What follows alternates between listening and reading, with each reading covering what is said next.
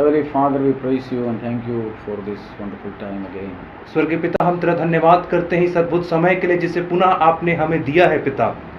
Thank you for your presence in our midst. और धन्यवाद हो तेरी उपस्थिति के लिए जो हमारे मध्य में है। We all look unto you, Lord Jesus, with a thirsty heart. और एक प्यासे हृदय के साथ हम तेरी ओर निहारते हैं प्रभु जी। Speak to us and strengthen us tonight again. और हमसे बातचीत करें और हमें मजबूत करें पुनः इस रात्रि को। Especially we pray that you fill our heart with your Holy Spirit. और विशेषकर हम प्रार्थना करते हैं कि आप हमारे हृदयों को अपने पवित्र आत्मा से भर दें। Without your Spirit we cannot move even one step, Lord. और तेरी आत्मा के बिना हम एक कदम भी नहीं चल सकते हैं प्रभु जी। Thank you that you are going to do that tonight to us. धन्यवाद कि आज की रात्रि आप हमारे साथ ऐसा कर रहे हैं। In Jesus' name. यीशु के नाम में Amen. आमीन।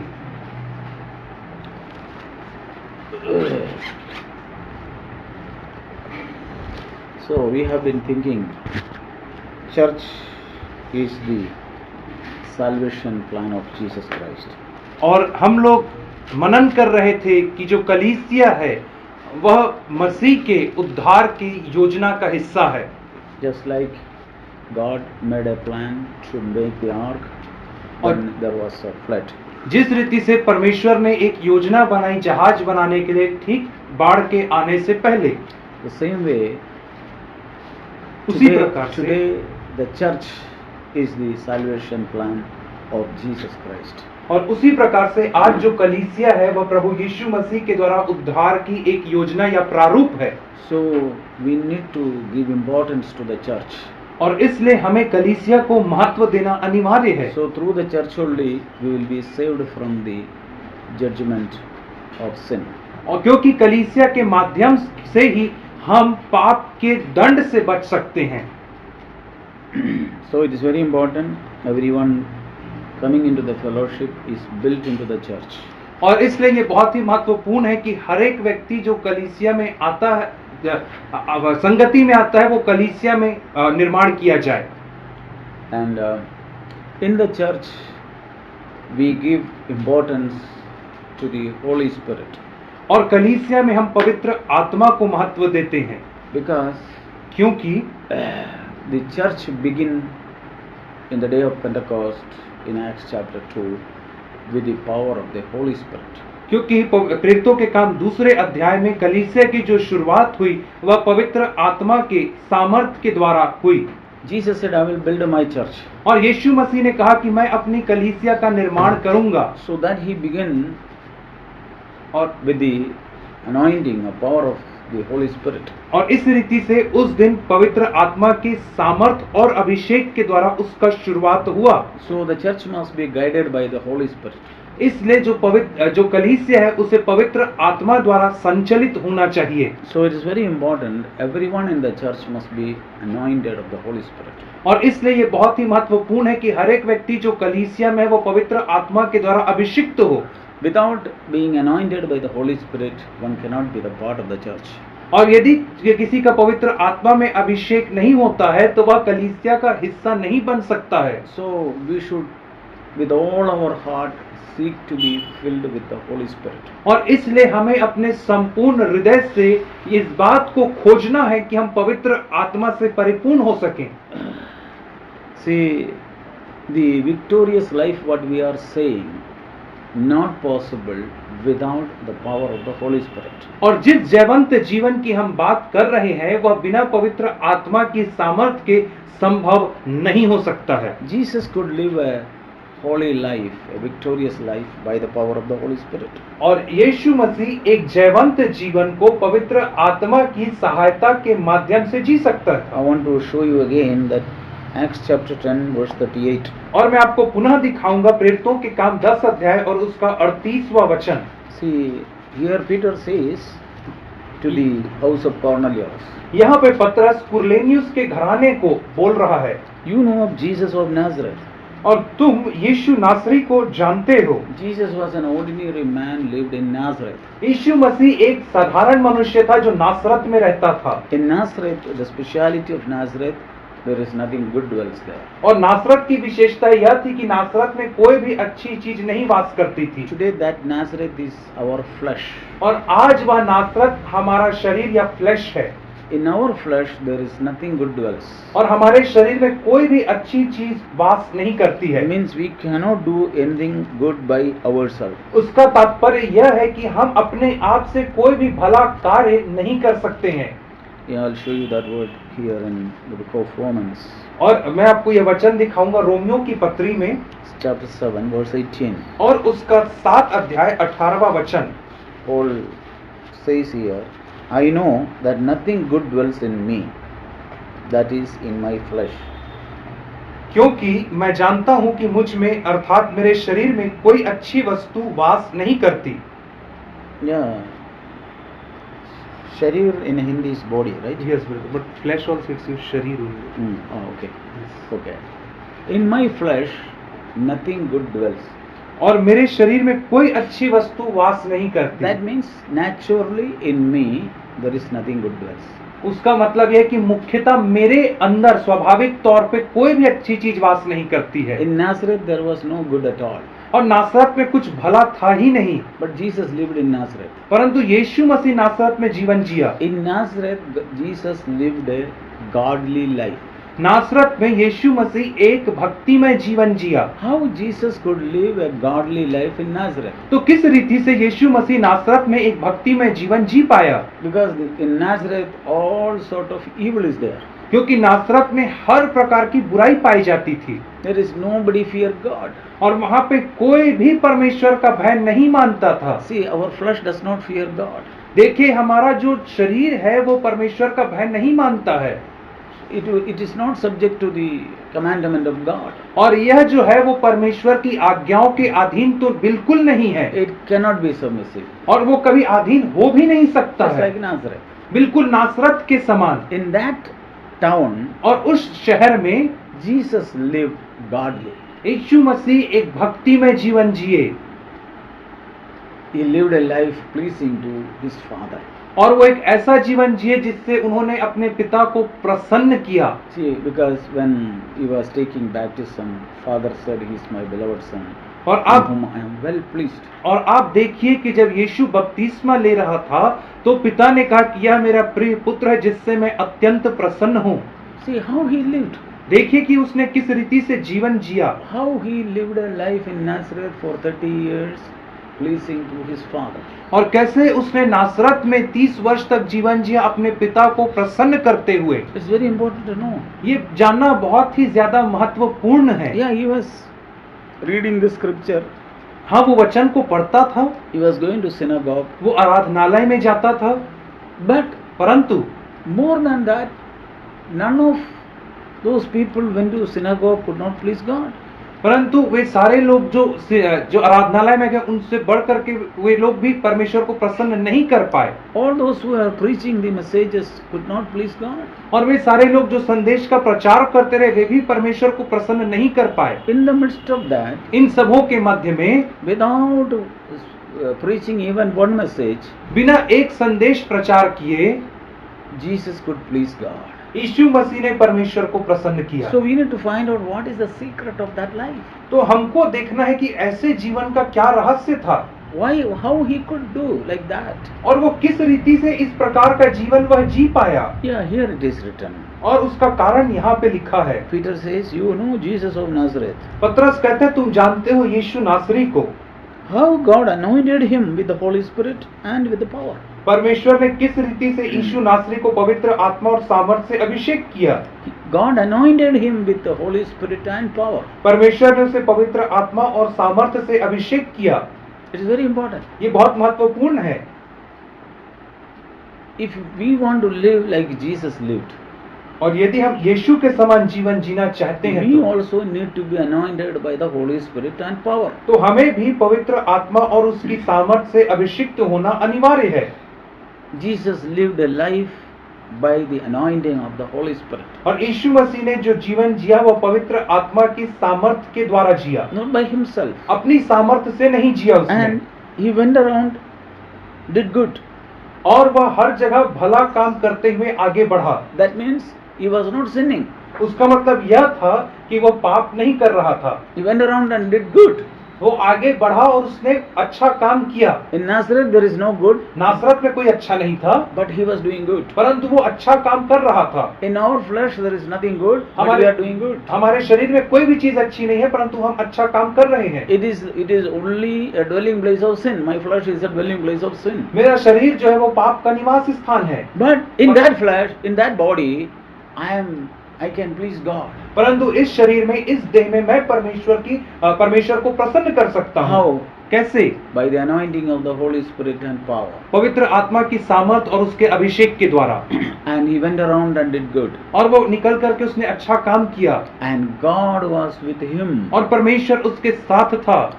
God was with him through the Holy Spirit. और परमेश्वर उसके साथ था पवित्र आत्मा के माध्यम से। When God is with one person, जब परमेश्वर एक व्यक्ति के साथ होता है, he will be victorious. तो वो जयवंत होता है वह व्यक्ति, Because God is with him. क्योंकि परमेश्वर उसके साथ है। See, if God is not there in us, और यदि परमेश्वर नहीं है हमारे भीतर में, once disciples asked, if it is so, who can enter into the kingdom of God? और एक बार चेलों ने ऐसा पूछा, यदि ऐसी बात है तो कौन परमेश्वर के राज्य में प्रवेश कर सकता है? Impossible for man, तो मनुष्य के लिए असंभव सी बात है, but not for God. लेकिन परमेश्वर के लिए नहीं। So that means God has to be with me. उसका तात्पर्य यह है कि परमेश्वर को मेरे साथ होना है। When God is with me, I will always have victory. जब परमेश्वर मेरे साथ रहेगा तो मुझे हमेशा जय मिलेगी। So God was with Jesus Christ. और इसलिए परमेश्वर यीशु नासरी के साथ था। See, God is Emmanuel. परमेश्वर इमानुएल है, Means God with us. जिसका मतलब होता है परमेश्वर हमारे साथ। How? कैसे? Through the Holy Spirit. पवित्र आत्मा के माध्यम से।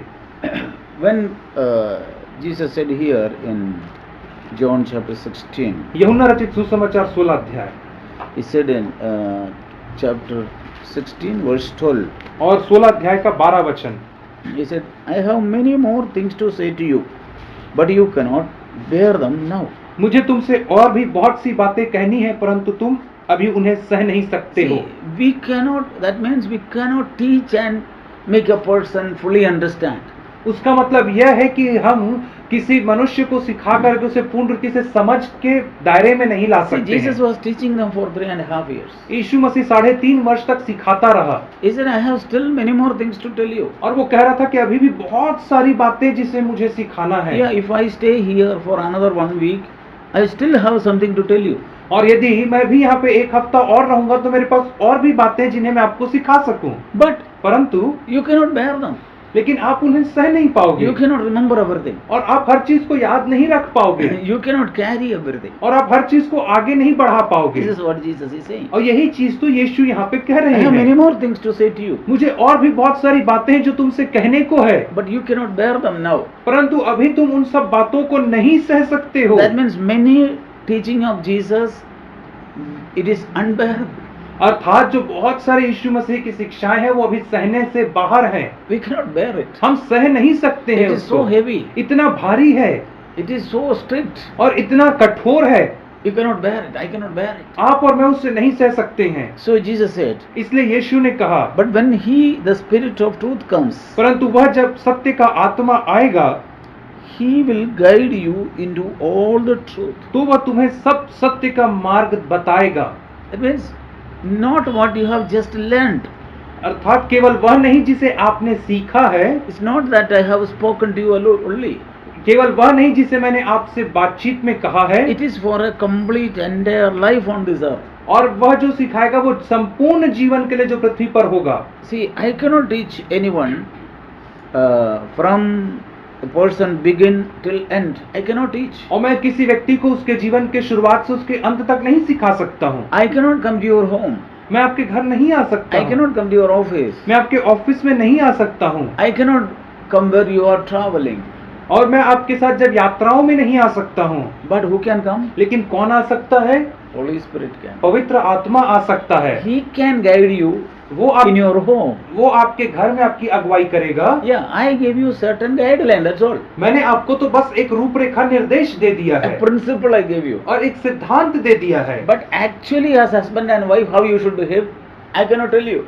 लेकिन वास्तविकता In में real situations. हाँ, वास्तविकता में विकट परिस्थितियों में पति पत्नी को कैसा व्यवहार करना है वो मैं नहीं बता Only सकता। Holy Spirit can tell you. केवल पवित्र आत्मा आपको बता सकता When you है। come to the church, I will teach you like this. जब आप कलीसिया में आओगे तो मैं आपको इस रीति से सिखा जरूर सकता हूँ। Yeah, husband should love wife and wife should be submissive to husband. I can teach you like that, that's all. और मैं आपको इस रीति से सिखा सकता हूँ कि पति को अपनी पत्नी से प्रेम करना है और पत्नी को अपने पति के अधीन रहना है। But परंतु how in real situation? लेकिन वास्तविक परिस्थितियों में कैसे? Holy Spirit will guide you. पवित्र आत्मा आपको निर्देशित करेंगे In every place, in workplace. आपके कार्य स्थल में। Yeah, workplace, some sisters asked, I get, offended or angry with somebody. और कार्यस्थल में कई बहनों ने पूछा कि मैं किसी से चोट लग जाती किसी के बात से और मैं क्रोधित हो जाती हूँ, How can I overcome? तो मैं उसके ऊपर कैसे जय प्राप्त करूं? I can only give a principle that what Jesus taught. मैं आपको केवल एक सिद्धांत दे सकता हूं जो यीशु मसीह ने सिखाया है। But in real situation, how you have to handle, only the Holy Spirit can guide you. परंतु जब ऐसी विकट परिस्थिति आती तो वास्तविकता में आपको कैसा व्यवहार करना उसे पवित्र आत्मा ही आपको बता सकता है। And you will know whether you have sinned or you have not sinned. और तब ही आप जान पाएंगे कि आपने उस परिस्थिति में पाप किया या नहीं किया है। See, this is what Jesus said. और यही बात तो यीशु यहाँ पे कह रहा है। There will be no end for teaching. और शिक्षा का कभी अंत नहीं हो सकता है। But when the Holy Spirit comes, He will guide you परंतु जब पवित्र आत्मा आएगा तो वो आपकी अगुवाई करेगा, into all the truth. सारे सत्य में आपको मार्गदर्शन करेगा। He said He will not speak on His own initiative. और वो अपने से बात नहीं करेगा, But whatever He hears, He will speak. परंतु जो कुछ वह सुनेगा वही कहेगा। And He will disclose to you what is to come. और वह आने वाली बातें तुम्हें बताएगा। Verse 14, He 14 will वचन। glorify me. वह मेरी महिमा करेगा He will take of mine and will disclose it to you. क्योंकि वह मेरी बातों में से लेकर तुम्हें बताएगा। See, what is the meaning of disclosing? तो ये मेरी बातों में से लेकर के बताने का क्या मतलब है? Disclose. मतलब बाहर किसी चीज को प्रदर्शित करने का क्या मतलब है? उजागर करने का क्या मतलब है? 3.5 years life, it is clear in the Bible. 3.5 वर्ष का जीवन तो पूर्णतः स्पष्ट तौर पे दिया है, But 30 years life is not seen in the Bible. लेकिन जो 30 वर्ष का यीशु का जीवन है वह बाइबल में नहीं दिखता है। That is what was pleasing to Father. और वही तो पिता को प्रसन्न किया था। 30 years life was pleasing to Father. 30 वर्ष का जीवन ही तो पिता को प्रसन्न किया था। What is the meaning of disclosing? He will take of mine and disclose it to you. और उजागर करने का मतलब क्या है कि वह मेरी बातों को लेकर के तुम पर उजागर करेगा। How I lived this 30 years in Nazareth. और वो आपको बताएगा कि किस रीति से मैंने 30 वर्ष तक नाजरत में जीवन जिया। That only Holy Spirit can show you. और इसे केवल पवित्र आत्मा ही आपको दिखा सकता Because है, only Holy Spirit knew about it. क्योंकि केवल पवित्र आत्मा ही उसके विषय में जानता है। Only Holy Spirit could look at Jesus Christ. केवल यीशु मसीह, केवल पवित्र आत्मा ही यीशु मसीह की ओर से देख So सकता है। that is the part we must know. इसलिए यही वह हिस्सा है जिसे हम सबको जानना है। Today many people only take the 3.5 years life of Jesus Christ. और आज अधिकतर लोग यीशु मसीह के 3.5 वर्ष के जीवन को देखते हैं। Okay, he walked on the water. उसने पानी पे चला, He healed many sick people. उसने बीमारों को चंगा किया, He gave food to 5,000 people. उसने 5,000 लोगों को रोटी खिलाया, He turned the water into wine. और उसने पानी को दाखरस में बदला, Keep on, something like that. और इस प्रकार से बहुत सारी बातें। That was not the life of Jesus. लेकिन ये यीशु का जीवन नहीं था। That was some miracle Jesus has done to show who He is. और वह तो कुछ चमत्कार थे जिन्हें यीशु ने अपने आप को कि वह कौन है दिखाने के लिए But किया। that was not the life of Jesus. लेकिन वह यीशु का जीवन नहीं था। At 30 years life, how He lived. वो 30 वर्ष जो उसने जिया। You want to know how Jesus lived 30 years? आप जानना चाहते हैं कि यीशु 30 साल तक कैसा जीवन जिया? I cannot tell you. मैं आपको नहीं बता सकता। I cannot tell you. मैं I cannot आपको tell नहीं you. बता सकता। If you ask me 30 years how Jesus lived, I will say 2 words. Okay, he was submissive to his parents, that's all. यदि आप मुझसे It's पूछेंगे written in the book of Luke. That's it. यदि आप मुझसे पूछेंगे कि यीशु मसीह ने 30 साल तक कैसे जीवन जिया, तो मैं आपको केवल 2 शब्द में बता सकता हूँ कि वो अपने माता पिता के अधीन था, जैसे लूका 2 अध्याय में लिखा है। But if you ask the Holy Spirit, परंतु यदि आप पवित्र आत्मा से पूछोगे, He will show you वो आपको दर्शाएगा in this difficult situation इस विकट परिस्थिति में how you lived, कि कैसे आपको जीवन जीना है, how Jesus lived. कैसे यीशु ने जीवन जिया। Holy Spirit will tell you. पवित्र आत्मा आपको दिखाएगा। In this situation, इस परिस्थिति में when I was provoked to speak something, और जब मेरे अंदर एकदम ऐसे लगा कि मैं कुछ बोलूं, how Jesus could live. तो यीशु मसीह कैसे रह सकता था? Holy Spirit will tell you, He did not open His mouth. तो पवित्र आत्मा आपको दिखाएगा कि उसने अपना मुंह नहीं खोला, He did not open His mouth. उसने अपना मुंह भी नहीं खोला, But परंतु He was committing everything to the Father who righteously judge. परंतु वो हर It's in the चीज, book of Peter. Holy Spirit is shown there.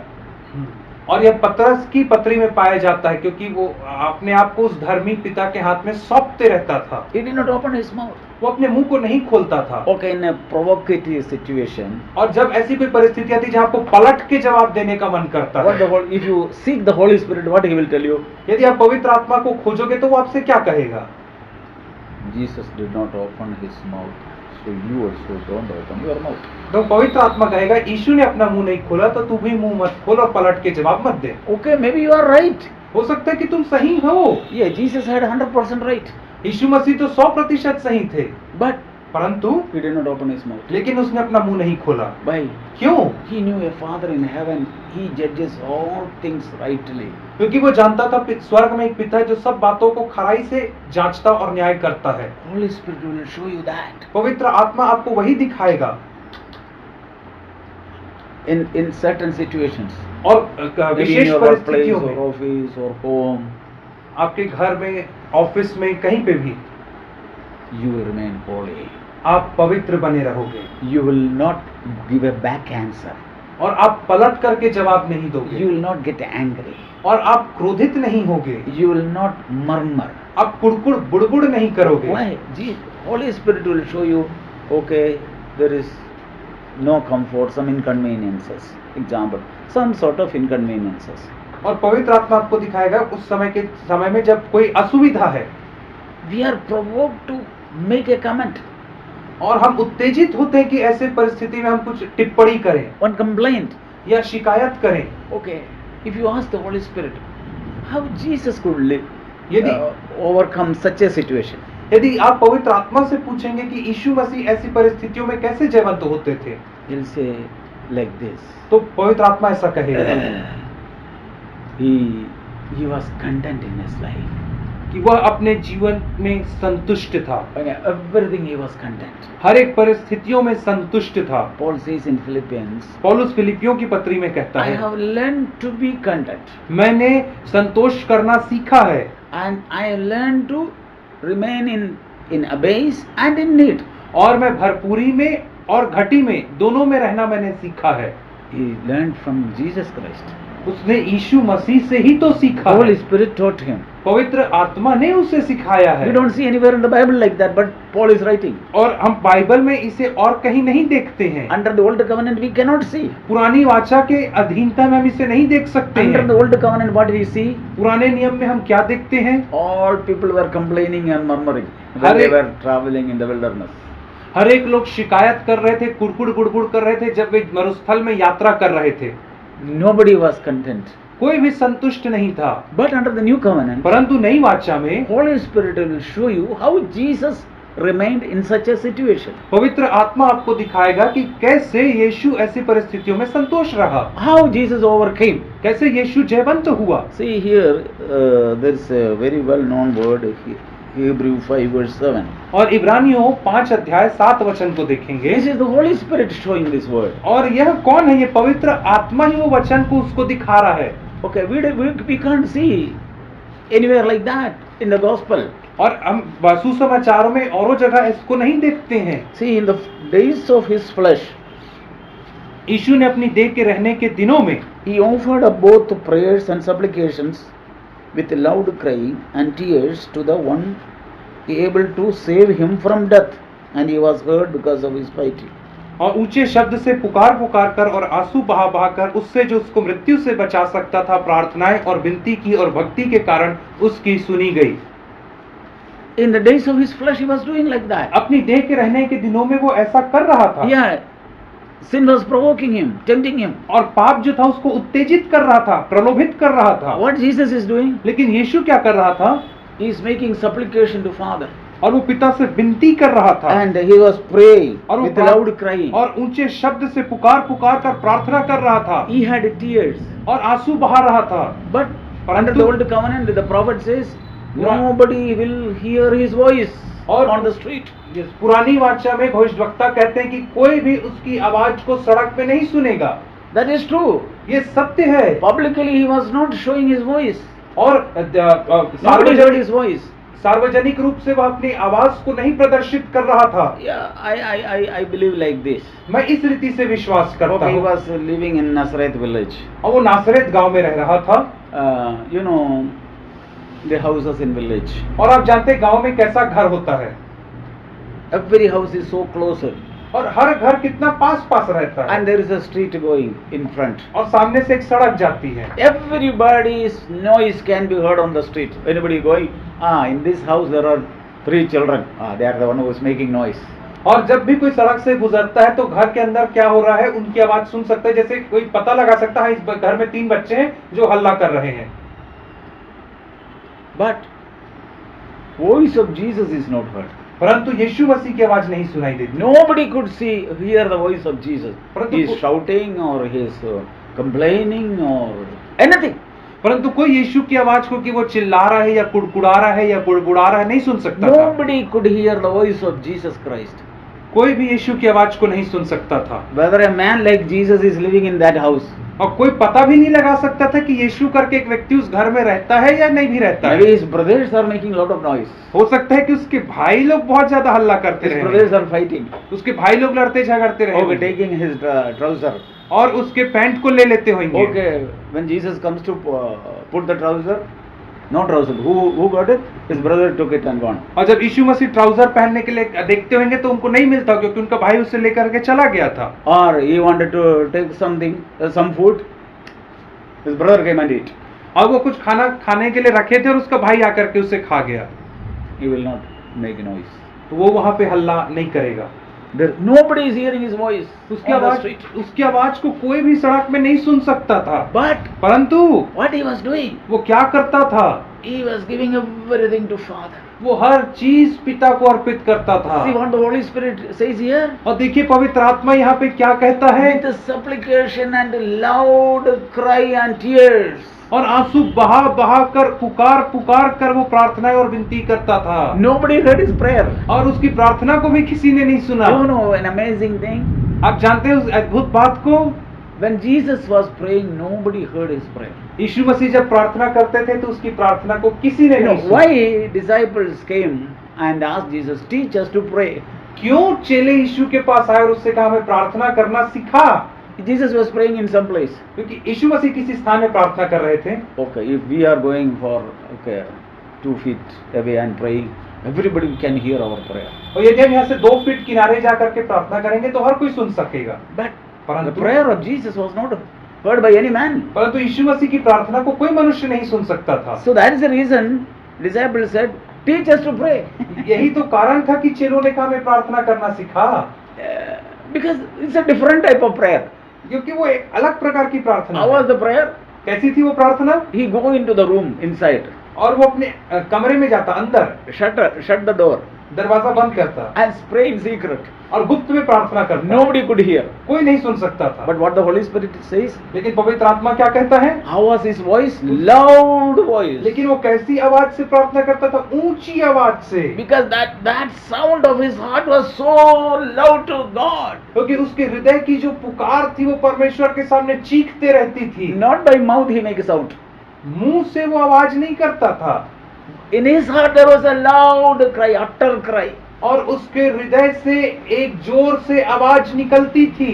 Holy Spirit says it was a loud voice. और पवित्र आत्मा कहते हैं कि वह एक बहुत जोर की वाणी थी। See, it is written here. देखिए Loud crying and tears. ऊंचे शब्द से पुकार कर और आंसू बहाकर। Nobody could see his tear. कोई उसके आंसू को नहीं देख सकता His था voice will not be heard on the street. और उसकी आवाज सड़क में नहीं सुनाई देती थी। Nobody could see the tears. कोई उसके आंसू को नहीं देख सकता था। You know how we can also pray like that? आपको पता है हम भी इस रीति से प्रार्थना कर सकते हैं। Nobody will hear our voice. कोई भी हमारी आवाज को सुनेगा ही नहीं, Nobody will see our tears. कोई भी हमारे आंसू को देखेगा ही नहीं। Where was his tears? उसके आंसू कहाँ पर थे? In his heart he was tearful. He had lot of tears, crying. और उसके हृदय में आंसू थे, वो वहीं से पुकार रहा था। God was hearing his heart, not his mouth. परमेश्वर उसके हृदय को सुन रहा था, उसके मुख को नहीं। Yeah. हाँ। Psalms 40 we read, I was waiting upon the Lord. और भजन 40 में हम पढ़ते हैं कि मैं परमेश्वर की बाट जोहता रहा And he inclined unto me. और उसने मुझे उत्तर दिया And he heard my cry. और उसने मेरे पुकार को सुना And he redeemed me और from उसने the miry clay. और उसने मुझे उस दलदल के कीच से उभार लिया And he established my feet on a rock. और मुझे चट्टान पे स्थापित किया। See the cry of Jesus Christ. देखिए यीशु मसीह की पुकार को Nobody heard it. किसी ने नहीं सुना। Only who heard it? किसने सुना? Only the Holy Spirit heard it. केवल पवित्र आत्मा ने सुना। We can have a prayer life like that. Only Holy Spirit can hear. और हम एक ऐसा प्रार्थना का जीवन पा सकते जिसे केवल पवित्र आत्मा ही सुन पाए। We can have a tear which no one can see, but God alone can see it. और हम एक ऐसा आंसू बहा सकते जिसे कोई नहीं परंतु केवल परमेश्वर देख सकता है। The pain of your heart is known by only God. और आपके हृदय का दर्द केवल परमेश्वर के द्वारा ही जाना जाता है। But if you express your pain outside, people will sympathize on you. यदि आप अपने दिल के दर्द को बाहर लोगों को दिखाओगे तो वो आपके साथ सहानुभूति We दिखाएंगे। should never share our pain with the people around us. और हमें हमारे अपने दर्द को अपने आसपास के लोगों के साथ कभी नहीं बांटना है। They will sympathize with you, that's all. वे हमारे साथ केवल सहानुभूति कर सकते हैं। But you go to God's presence, the presence of the Lord, and pour your heart out there. परंतु आप परमेश्वर की उपस्थिति में जा करके अपने हृदय को वहीं उंडेल दीजिए। There God will hear you. वहां परमेश्वर आपकी प्रार्थना को सुनेगा। God will do something. परमेश्वर आपके लिए कुछ करेगा। See, this is what the Holy Spirit will show you. यही तो पवित्र आत्मा आपको दिखाएगा How you should pray. आपको कैसे प्रार्थना करना है How nobody should hear your voice. और कैसे किसी और व्यक्ति को आपकी आवाज नहीं सुनना See, but है। the Holy Spirit heard it. और यही तो पवित्र आत्मा ने सुना And he was praying to be saved from sin. और वो प्रार्थना कर रहा था पाप से बचने के लिए। And that he should not die. That is what his prayer. और उसकी प्रार्थना यह थी कि वो मरे नहीं। And he was heard by God. और परमेश्वर ने उसकी प्रार्थना सुन लिया Because of his God fearing. और उसके भय के कारण परमेश्वर ने सुना He was because of his piety. और उसके भक्तिमय व्यवहार के कारण सुना। God heard his prayer. परमेश्वर ने सुना। How you know that God heard his prayer? आपको कैसे पता चलेगा कि परमेश्वर ने उसकी प्रार्थना को सुना? He did not sin. उसने पाप नहीं किया। How do you know that our prayer is heard by God? और हम कैसे जानेंगे कि हमारी प्रार्थना सुन ली गई है? It's not that I got that and this, I got that money or I got this job. No. यदि मुझे कुछ मिल गया जिसके लिए मैंने प्रार्थना किया उससे नहीं पता चलेगा मेरे को। How do I know God is hearing my prayer? मुझे कैसे पता चलेगा कि परमेश्वर मेरी प्रार्थना को सुन रहा है? That he will not let me fall into sin. कि वह उससे इससे पता चलेगा कि वह मुझे पाप में नहीं गिरने देगा। Not he gave me a big job. इससे नहीं पता चलेगा कि उसने मुझे बड़ी नौकरी दे दी Not a big business. या बड़ा व्यवसाय दे दिया तो। That he gave it to Tata, Birla, Ambani, everybody he gives the business, not to me. और बड़ा बड़ा व्यवसाय तो वो टाटा बिरला अंबानी सबको दे दिया है, But for me, लेकिन मेरे लिए for us it is not the mark और हमारे लिए वो चिन्ह नहीं है that God heard our prayer. कि परमेश्वर ने हमारी प्रार्थना को सुन लिया है। See, it was not that Jesus got a lot of food, lot of gift. और इसका ये मतलब नहीं कि यीशु मसीह को बहुत सारा गिफ्ट और उपहार मिला। No, नहीं, not by that. उसके माध्यम से नहीं। God kept him from falling into sin. परमेश्वर ने उसे पाप में गिरने से बचाए रखा And as a result, he was raised from the dead on the third day. और उसके परिणाम स्वरूप तीसरे दिन वह मृतकों में से जी उठा। If he would have sinned even one, और यदि उसने एक बार भी पाप किया a होता, small sin, यदि एक छोटा पाप भी किया होता, he would not have been raised from the dead. तो मृतकों में से नहीं जिलाया जाता। You understand? आप समझ रहे हो That the Lord raised him from the dead. कि परमेश्वर ने उसे मृतकों में से जिलाया। A small sin remaining in our life will hold you back from raising from the dead. एक छोटा पाप यदि आपके जीवन में छूट जाए तो आप मृतकों में से नहीं जी उठोगे। Never think like that. If I keep a sin in my heart, knowingly, I will not be raised from the dead. और ऐसा कभी मत सोचना कि यदि मैं किसी भी पाप को जानबूझ करके अपने हृदय में रखे रहूंगा तो मैं मृतकों में से उठाया जाऊंगा See, करके। Holy Spirit comes and exposes that to me.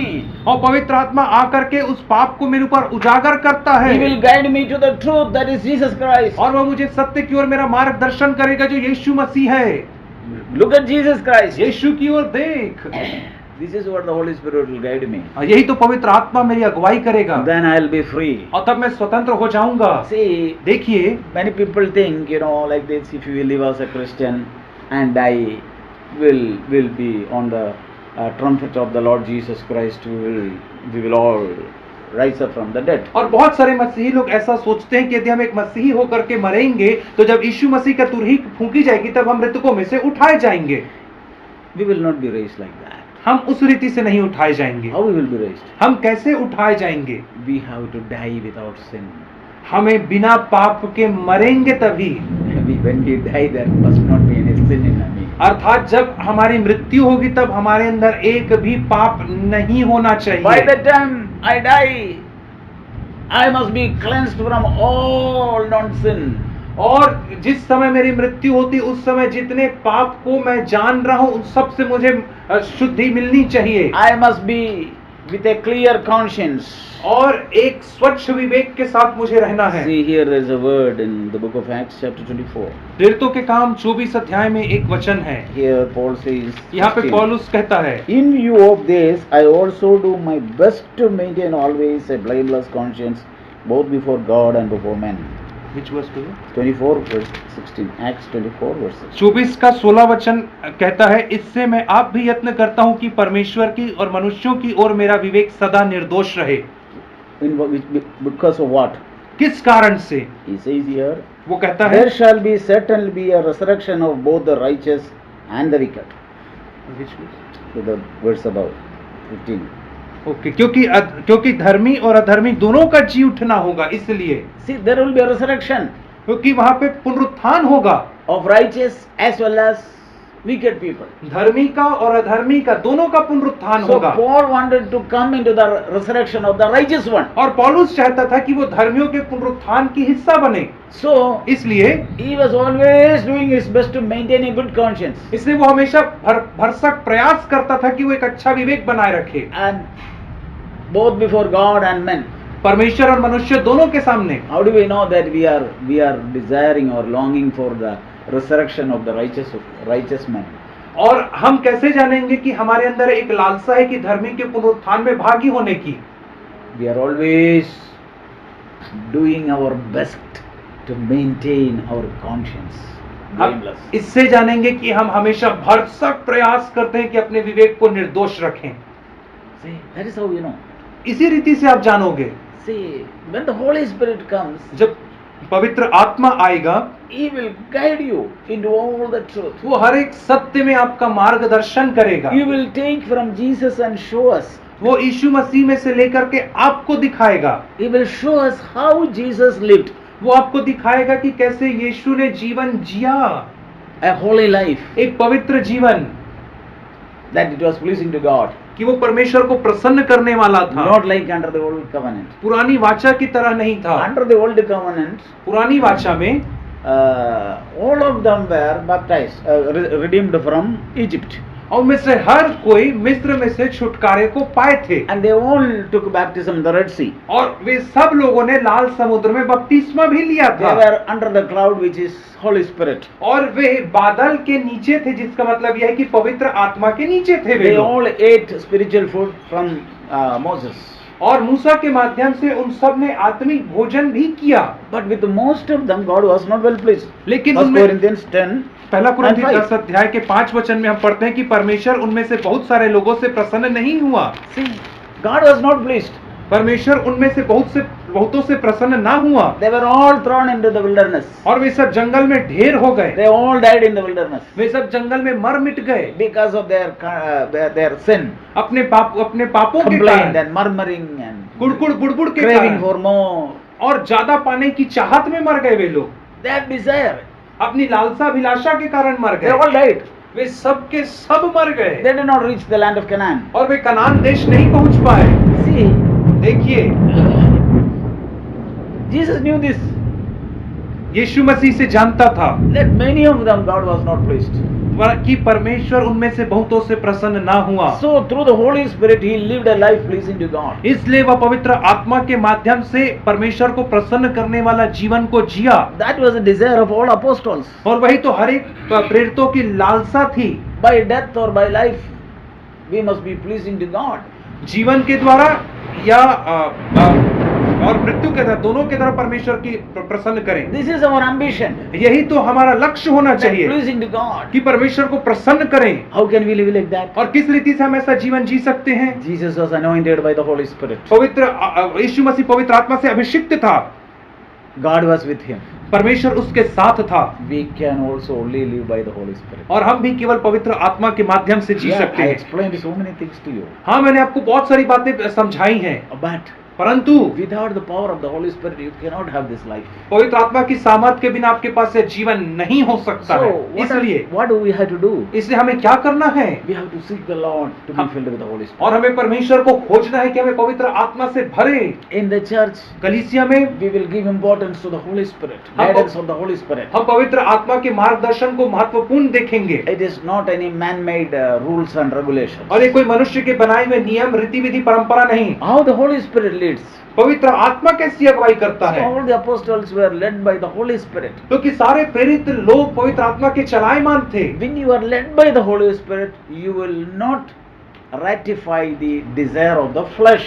और जब आप पवित्र आत्मा के चलायमान होगे तब आप शरीर की अभिलाषा को पूरी करने का यत्न नहीं करोगे। See here in Galatians. और गलातियों की पत्री में हम पढ़ते हैं Chapter 5. 16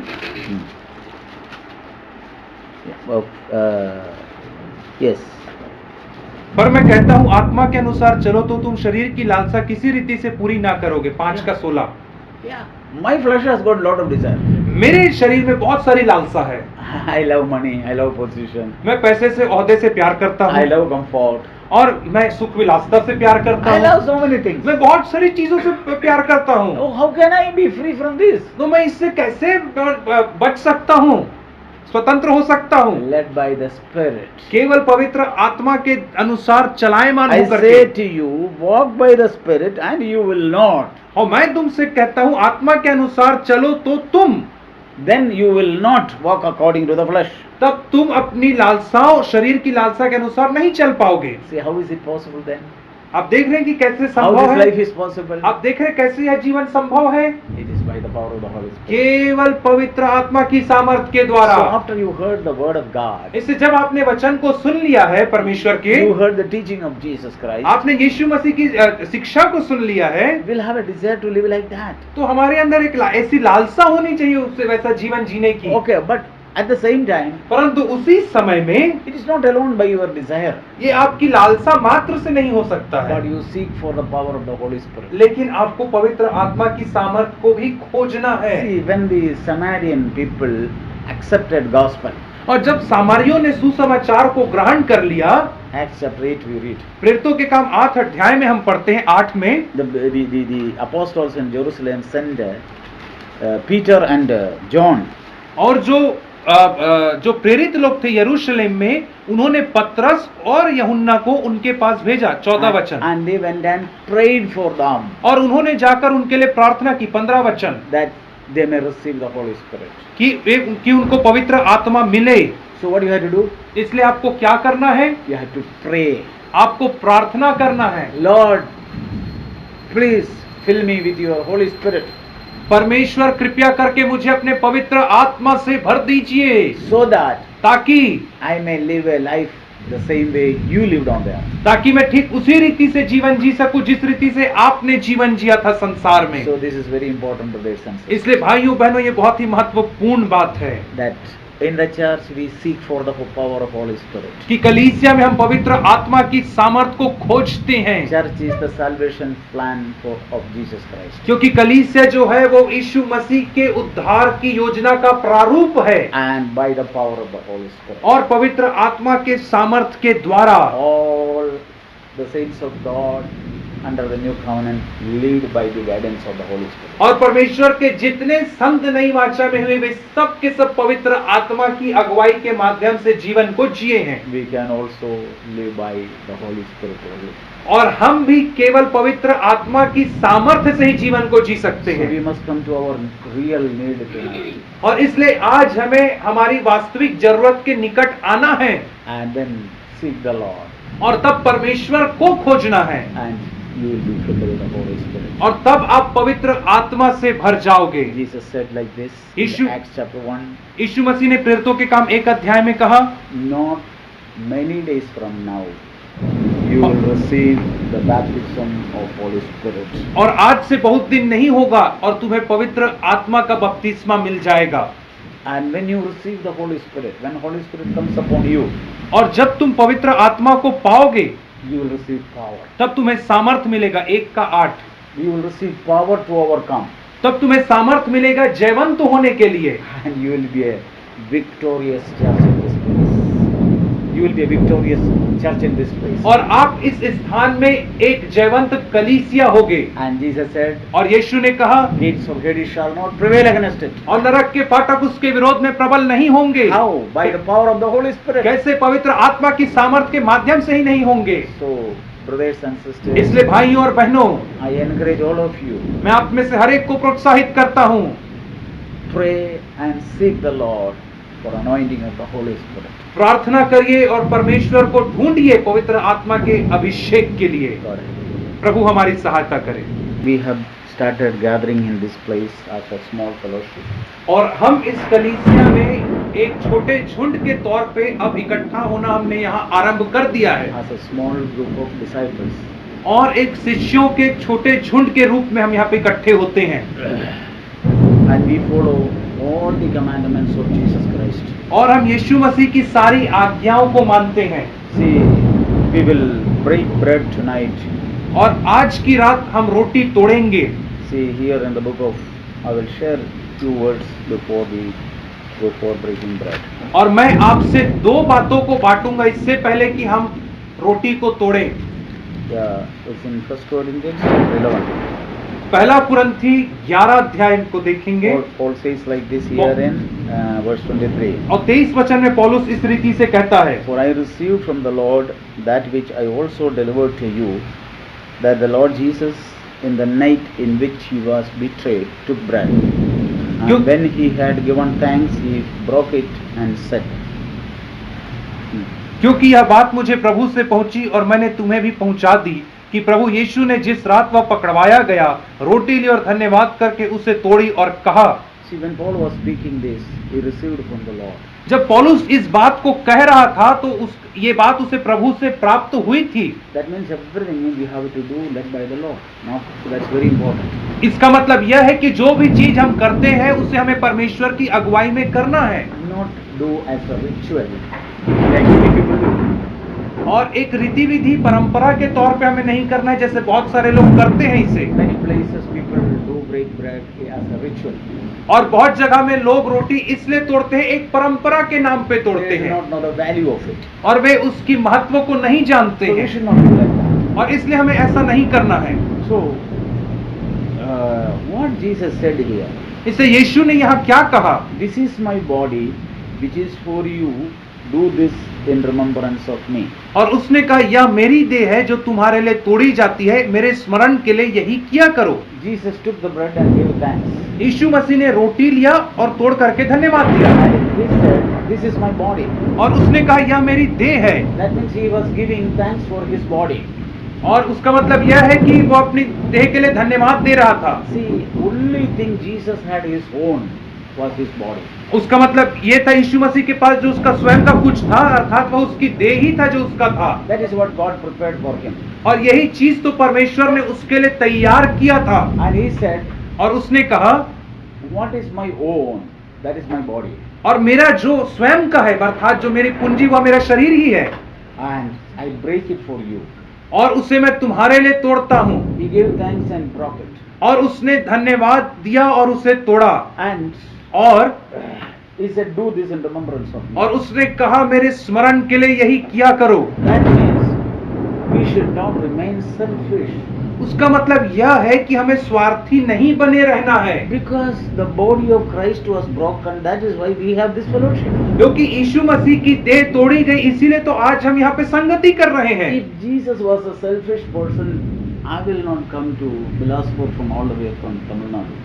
और यदि यीशु मसीह एक स्वार्थी व्यक्ति रहता तो मैं कभी भी तमिलनाडु से यहाँ बिलासपुर नहीं आता। We will not come together like this. तो हम इस रीति से आज इकट्ठे नहीं होते। So what do we remember? इससे हमें क्या स्मरण करना है? Jesus broke his body for me. सब यीशु ने अपनी देह को मेरे लिए तोड़ दिया। That is the reason we have a spiritual body. यही तो कारण है कि आज हमारी एक आत्मिक देह है। The reason for coming together is Jesus Christ. और हमारे एक साथ इकट्ठे होने का कारण यीशु मसीह ही है। The love what we have is because of Jesus Christ. और जो प्रेम हमारे पास है वो यीशु मसीह के वजह से है। Fellowship we have because of Jesus Christ. जो संगति हमारे पास है वो यीशु मसीह के द्वारा है। We must remember that. हमें इसे याद रखना है। Jesus was a selfless person. यीशु मसीह एक निस्वार्थ व्यक्ति था। So I must also be selfless. और इसलिए मुझे भी निस्वार्थ बनना है। I must not withhold anything for myself. और मुझे कोई भी चीज को अपने तक सीमित नहीं रखना है। I must easily give out to others to break me. और मुझे आसानी से उन चीजों को दूसरों को देना है ताकि मैं टूट सकूं। When you break the bread, it is not so hard. जब आप रोटी को तोड़ते तो वो कठोर नहीं होती है, It is so soft. वो कितनी नरम होती है। We can easily break it. हम उसे आसानी से तोड़ सकते हैं एक That रोटी means को। anybody can easily correct you. और उसका मतलब यह है कि कोई भी आसानी से आपको आप गलत है तो सही कर सकता है, Easily approach you. और आसानी से आपके पास आ सकता है बातचीत करने को। So you are not hard enough. उसका मतलब यह है कि आप उतने कठोर नहीं हो। Jesus was not hard. यीशु मसीह कठोर नहीं था। He gave thanks and he broke it and said, do this in remembrance of me. और उसने धन्यवाद दिया, तोड़ा और कहा कि मेरे स्मरण में यही करना। That is what Jesus had. Jesus had only one body. वही तो यीशु मसीह के पास था, उसके पास केवल एकमात्र देह थी। We have many things. हमारे पास बहुत सारी चीजें We हैं। have our body, we have our house, we have our money, we have our car. So many things we have. और हमारे पास हमारी देह है, हमारी नौकरी, हमारा घर, हमारा कार, बहुत सारी चीजें हैं। But we have to break it in remembrance of Jesus Christ. परंतु हमें उसे यीशु मसीह के स्मरण में तोड़ना है। When a time comes, we need to break it, we should break it. That's all. और जब समय आएगा कि उसे तोड़ना है तो हमें तोड़ना है। That means we should not withhold anything. अर्थात कि हमें किसी भी चीज को अपने लिए सीमित नहीं रखना, अपने तक। That's how Jesus lived. ऐसा ही तो यीशु ने जीवन जिया। And he gave thanks for that. और He broke it. और उसने उसके लिए धन्यवाद दिया और उसे तोड़ He दिया। said, this is my body. और उसने कहा यह मेरी देह है Broken for you. जो तुम्हारे लिए तोड़ी जाती Do है। this in remembrance of me. मेरे स्मरण के लिए यही करना। Means मतलब not eating bread. रोटी नहीं खाना। It's only a symbol. What you are doing. वो तो केवल चिन्ह है जो हम करते हैं। You also break yourself तुम भी अपने आप को ऐसे ही तोड़ना, for one another. एक दूसरों के समक्ष में, In loving one another. एक दूसरे को प्रेम करने में तोड़ना, Give up yourself loving one another. और एक दूसरे को अपने उनसे प्रेम करते हुए अपने आप को दे देना। You don't withhold anything from that brother or sister. और उस भाई बहन से कोई भी चीज छुपा करके अपने तक सीमित मत रखना। That is how the world will know that you are my disciple. और इसी रीति से तो संसार जानेगा कि तुम मेरे शिष्य हो। Jesus didn't say break eat this bun knowing me, no, remembering me, no. यीशु मसीह ने ऐसा नहीं कहा कि इस रोटी को मुझे याद करते हुए खाना। Break yourself in remembrance of me. अपने मुझे याद करते हुए अपने आप को तोड़ना। Lord Jesus, you broke yourself. I am also willing to break myself. यीशु मसीह आपने अपने आप को तोड़ा, अब मैं अपने आप को तोड़ रहा हूँ। Okay, what we are saying without a word when you are breaking the bread with one another. जब हम रोटी तोड़ते हैं तो हम बिना कहे क्या घोषणा करते हैं? Brother, भाई, I am willing to break for you just the way I am breaking this bread. भाई मैं तुम्हारे लिए टूटने के लिए तैयार हूँ उसी रीति से जैसे यह रोटी अभी टूट रही है। Sister, I am willing to break myself the way I am breaking this bread. बहन, जिस रीति से रोटी तोड़ी जा रही उसी रीति से मैं आपके लिए भी टूटने को तैयार हूँ। I will withhold nothing good from you. अर्थात मैं आपसे कोई भी भली बात को नहीं छुपाऊंगा। What a wonderful thing. देखिए कितनी अद्भुत बात है ये। See, Jesus was showing that as a symbol it is. He could not bring any other best example. और यीशु मसीह इससे बेहतर कोई भी उदाहरण नहीं ला सकता था, यह तो उसे चिन्ह के तौर पे दिखा How रहा this था। bread came? यह रोटी कैसे आई? There were many grains. बहुत सारे दाने थे गेहूं के। All this grain, somebody grind it in a mill and mixed it with water and baked in an oven and it became a bread. और ये रोटी कैसे? किसी ने बहुत सारे गेहूं के दानों को लिया, उसे चक्की में पीसा, पानी डाल करके गुथा, भट्ठी में सेक करके तब रोटी आई। What is the meaning of it? उसका मतलब क्या है? We who are many हम जो बहुत सारे हैं, are one body in Christ. हम मसीह में एक देह हैं, How can you become one with one another? तो आप एक दूसरे के संग कैसे एक हो सकते हो? We heard in the morning. हमने सुबह सुना, Unless that grain gives itself to be grinded, जब तक कि वह दाना अपने आप को पीसने की अनुमति ना दे। two grains grinded together, जब दो दानों को एक संग पीसा जाएगा or three grains grinded together. या तीन दानों को एक साथ पीसा जाएगा, Okay, after that, can you see the identity of any grain? It was a black grain, it was a white grain, it was another grain. तो क्या जब पीस दिया जाता है दाने को, तो क्या आप पहचान सकते हो ये काला दाना था, ये भूरा दाना था, ये छोटा था, ये बड़ा था, ऐसे पहचान सकते क्या? No. नहीं। What is the meaning of grinding? पीसने का क्या मतलब होता है? चक्की में Losing your identity. अपनी पहचान को खो देना। Grinded together एक साथ पीस गए हैं and become powder. और पाउडर बन गए हैं, It has become flour आटा बन गया वो, and mixed it up. Somebody mixed it with water और किसी ने उसे पानी के साथ मिला दिया and put it in the oven और उसे भट्ठी में डाल दिया and came out as a bread. और वो बाहर निकला रोटी बन करके। Oh, what a wonderful life it is. कितना अद्भुत जीवन है ये। That is a symbol Jesus wants. You have to be like this. यही तो चिन्ह यीशु ने दिखाया कि तुम्हें ऐसा होना When you है। are breaking bread, this is what we are saying. जब तुम रोटी तोड़ रहे हो तो यही तो हम घोषणा कर रहे I हैं। am ready to be grinded. मैं पीसने के लिए तैयार I am हूँ, ready to lose my identity. मैं अपनी पहचान खोने के लिए तैयार हूँ, And I am ready to be baked, mixed together. और मैं एक साथ मिलाए जाने के लिए तैयार I am हूँ, ready to be baked together. और मैं एक साथ भट्ठी में तपाए जाने के लिए तैयार So हूँ, that many will have food.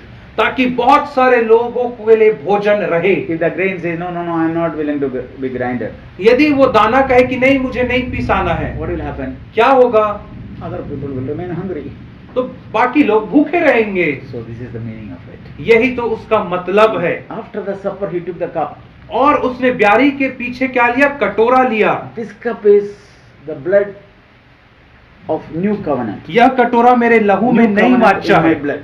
This Me- cup is the new covenant in my blood. यह कटोरा मेरे लहू में नई वाचा है। 25 वचन। Okay. Blood is where the life is. जहाँ खून है वहाँ जीवन है। He drained out all the blood. और उसने सारे लहू को बहा दिया। For what? किस लिए बहा दिया? For me. मेरे लिए बहा To दिया, cleanse me. मुझे शुद्ध करने के लिए बहा दिया, To forgive my sin. मेरे पापों को क्षमा करने के लिए बहा दिया। And now we need to shed our blood. और अब हमें अपना लहू बहाना है। How? कैसे बहाएंगे? Resisting to sin. पाप का खंडन करते, विरोध करते करते। Hebrew told. इब्रानियों की पत्री 12 अध्याय And verse 4. और उसका 4था वचन। You have not yet resisted to the point of shedding blood in your striving against sin. तुमने पाप से लड़ते हुए उससे ऐसी मुठभेड़ नहीं की कि तुम्हारा लहू बहा हो। That means either I love my life or I hate my life by not sinning. उसका मतलब यह है कि चाहे मैं अपने जीवन से प्रेम करूं या नफरत करूं पाप ना करके। I am ready to die. It is better for me to die than sinning. मैं मरने के लिए तैयार हूं, मेरे लिए भला है कि मैं मर जाऊं इसके I बजाय don't कि मैं want to पाप sin. करूं। I don't want to sin. मैं पाप नहीं करना चाहता हूं, I will die. मैं मर जाऊंगा। If two situations come, your death or sin, which we will choose? यदि दो परिस्थिति आए, आपकी मृत्यु या पाप करना, Here he says, He drained out all his blood. वहां पे कहता है कि उसने अपना सारा लहू बहा With दिया that he made a new covenant. और उसके माध्यम से उसने एक नई वाचा की It's the स्थापना blood of किया new covenant. और ये नई वाचा का लहू है। What is that new covenant? वो नई वाचा क्या है? I will not remember your sin. वो नई वाचा यह है कि मैं तुम्हारे पाप को फिर कभी स्मरण नहीं करूंगा आगे से। God says, I will not remember their sin. परमेश्वर कहता है कि मैं उनके पापों का भी स्मरण नहीं Through करूंगा। that new covenant, I can know God. और The उस- least to the great can know God. और उस नई वाचा में छोटे से लेकर के बड़ा व्यक्ति तक परमेश्वर को जान सकता है। Everyone will be taught by God. हर एक व्यक्ति परमेश्वर की द्वारा सिखाया हुआ होगा। That's the new covenant. यही तो नई वाचा है। How the juice comes, the juice we drink, grape juice, how it comes? और जो हम अंगूर का रस लाते हैं वो कैसे आता है, कैसे बनता है वो? Many grapes. बहुत सारे अंगूर Uh, निचोड़े जाते, स्क्वीज। squeeze it, बहुत सारे अंगूरों को निचोड़ दिया जाता है and the juice comes. और उससे एक रस निकलता है। See, देखिए, no identity. The grape lost its identity, और अंगूर ने जो उसका पहचान था उसे क्या किया? खो दिया। and और many can drink. और बहुत सारे लोग अब उस रस को पी सकते हैं। Many sin can be forgiven. मतलब बहुत सारा पाप क्षमा हो सकता है। By the shedding of blood of Jesus, sins of many people are forgiven. यीशु मसीह के लहू बहाने से बहुत सारे लोगों के पाप क्षमा हो रहे हैं। Without taking pain, you cannot forgive anybody's sin. और बिना कष्ट उठाए आप किसी के पाप को क्षमा नहीं कर सकते हो। If you want to forgive somebody, you must have a pain inside. यदि आपको किसी व्यक्ति को माफ करना है तो उसके लिए आपको कष्ट उठाना पड़ेगा अंदर में। There must be some cost you need to pay. उसके लिए कुछ ना कुछ कीमत चुकाना पड़ेगा आपको। You remember this. This is what Jesus. Remember this. यीशु मसीह कह रहा है इसी को याद रखना, यही कीमत चुकाने को याद रखना। Whenever you drink of it, remember it. I paid a big cost. जब कभी तुम इसको पियो तो याद करना कि मैंने बहुत बड़ा कीमत चुकाया है। And you are also willing to pay a cost. और तुम भी कीमत चुकाने को तैयार हो, ये भी याद रखना। This is the way we have it to break the bread. और यही वह तरीका है जिसके साथ हमें रोटी तोड़ना है। And if anyone in an unworthy manner, और यदि कोई अयोग्य रीति से इसे ले, if you eat or drink, यदि कोई इसे बिना अयोग्य तरीके से, that means what is unworthy manner? अयोग्य तरीका क्या होता है इसे? That means you don't want to really break yourself. अयोग्य तरीका यह है कि आप अपने आप को वास्तविकता में नहीं तोड़ना You चाहते don't हो। want to lose your reputation. आप अपने नाम और पहचान को नहीं खोना चाहते You हो don't want to be excused. और आप निचोड़ा नहीं जाना You चाहते don't हो, want to be broken. आप टूटना नहीं चाहते हो, But you partake. परंतु आप इसमें सहभागी हो जाते हो। That is unworthy. यही तो है अयोग्य तरीका इसमें भाग लेने का, Without knowing the reality, partaking it. बिना वास्तविकता को जाने प्रभु भोज लेना।